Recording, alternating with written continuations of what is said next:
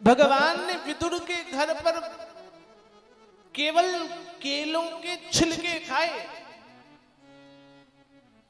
विदुर जी महाराज के यहां भगवान पहुंच गए, विदुर जी थे नहीं, और विदुर जी महाराज को पता चला ठाकुर जी आएंगे, ठाकुर जी आएंगे, ऐसा पता चला विदुर जी को। तो विदुर जी ने सोचा भगवान तो 56 भोग पाने वाले हैं, हमारे यहां तो कुछ है ही नहीं व्यवस्था, इस व्यवस्था को गोविंद स्वीकारेंगे। जानते हो भक्त, विदुर जी महाराज भगवान के 56 भोग के प्रसाद लेने के लिए चले गए। बाजार में कहीं दही लेते, कहीं मक्खन लेते, कहीं मिष्टान लेते, कहीं फल लेते, कहीं और अन्य व्यवस्थाओं को लेते, भगवान को भोग लगाना। गोविंद द्वारिकाधीश आ रहे हैं हमारे घर पर। विदुर जी नहीं थे, विदुरानी घर पर थी परीक्षित, और श्री विदुरानी जी घर पर तैयारियां कर रही थी जल्दी जल्दी। अचानक से दरवाजे पर नजर गई तो द्वारिकाधीश खड़े थे। देखा द्वारिकाधीश को तो समझ में नहीं आया, करूं क्या। जिनकी प्रतीक्षा कर रही थी, जिनके लिए तैयारी कर रही थी, वो दरवाजे खड़े हैं। भगवान कहते हैं काकी घर में बुलाओगी नहीं क्या, दरवाजे खड़े रखोगी। विदुरानी जल्दी जल्दी बुलाई, बैठो बैठो बैठो। कहां बैठूं।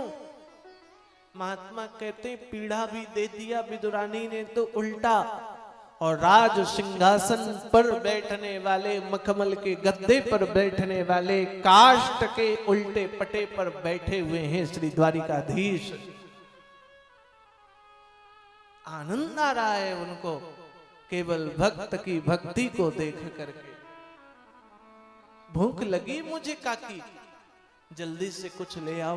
द्वारिका से चला था पांडवों के काम को लेकर, नहीं माना वो दुर्योधन, किंतु अब उसने 56 भोग के लिए कहा तो मैंने कहा आज का न्योता तो विदुर जी के यहाँ है, जल्दी से दो कुछ भी हो। विदुरानी ने कहा कन्हैया अभी तो कुछ नहीं है तो केवल केले हैं, वो पके पके से केले। भगवान ने कहा जो भी है जैसा भी है वो ले आओ, अब तो भूख बर्दाश्त नहीं हो रही है। और विदुरानी केले लेकर आती हैं, भगवान के मुखार बिंद को देखकर मोहित हो जाती हैं। हाय द्वारिकाधीश, जगत के जगतपति हैं आप, जगदीश हैं, जगत जगन्नाथ हैं, जगत पालन करता है, जगत नियंता है, जगत स्वामी हैं आप। हमारे घर पर आप भोग लगाने पधारे हैं और भूल गई केला खिला रही है कि केले का छिलका। भगवान का भक्ति के प्रति भाव देखो। भगवान जानते कि मैं टोक दूंगा तो भक्ति का भाव गिर जाएगा। नहीं टोका हमारे गोविंद ने, और गोविंद ने पाए तो केवल केले के छिलकों को प्रेम से पाया भगवान ने। श्री विदुर जी महाराज आए, देखा ये कतली कतली दूर गिरावूं, छिलका का प्रभु भोग लगाऊं। अरे विदुरानी क्या कर रही है तू गोविंद द्वारिकाधीश जिनके सामने समस्त राजा नतमस्तक होते हैं, देवता दंडवत करते हैं, स्वयं देव जिनके चरणों पर वास करते हैं, माँ लक्ष्मी जिनकी चरणों को पखारती नित्य सेवा करती, उन्हें छिलका खिला रही हो। विदुरानी ने जैसे ही देखा, हाय राम अनर्थ कर दिया मैंने। माखन मिश्री निकाल करके भगवान के मुख पर देने लग गए। विदुर जी महाराज क्षमा मांगने लग गए, भूल हो गई। भगवान कहते हैं विदुर जी जानते हो जगत में मैंने बहुत माखन मिश्री खाया है, लेकिन जो स्वाद केलों के छिलके पर है ना, वो आज माखन मिश्री के स्वाद को फीका करने के बराबर है। इसलिए मैं माखन मिश्री नहीं, केले के छिलके पर ही स्वाद है। नहीं खाया भगवान ने 56 भोग, क्यों? केवल भक्त की भक्ति के ऊपर।